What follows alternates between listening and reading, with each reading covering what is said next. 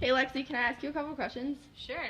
How have you used mentor text in your writing this year? What role will mentor text play in your writing future? I use mentor text as a template because I'm a very visual learner, and if I start off writing a paper or a poem or anything without a template, it's very hard to get started, and I tend to make a lot more mistakes that way, other than when I have a template and can look at something to go off of.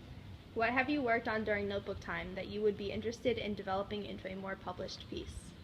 Um, Actually, I have a couple poems in there that could actually turn out to be pretty good poems, but other than that, not much. What is your biggest takeaway from writing workshop, not in terms of a single skill or lesson, but in terms of how you write and who you are as a writer? Um, I actually have taken a lot away from Writer's Workshop because for the last 2 years I've had the same English teacher, and she didn't really teach me how to write. She just taught me the grammar portion of it. So it was really cool to have a little more leeway and to get out of the 5 paragraph system and just to see what I could actually do.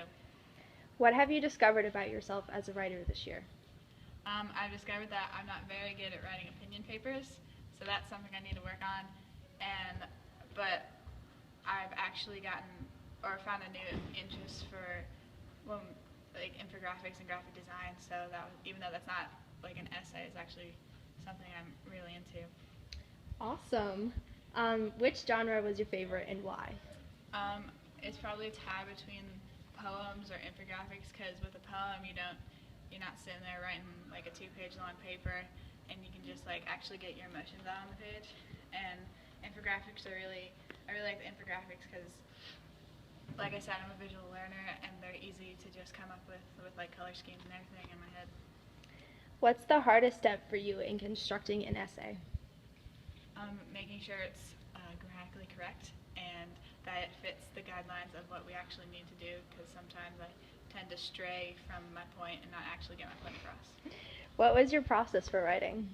My process is I just kind of get my ideas on the page, and then I spend a lot of time getting my ideas down and what I actually want to write about, and then I actually go back and revise it. All right, cool, Lexi. Thank you. Thanks.